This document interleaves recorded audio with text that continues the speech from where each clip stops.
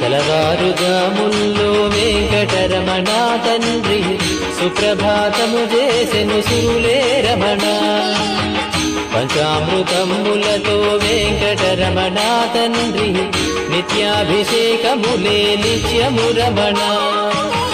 వజ్రమకుటంబుతోను వెంకటరమణ తండ్రి శంకు చక్రధారుడవే తిరుమల రమణ మూడు నామాలతోను వెంకటరమణ తండ్రి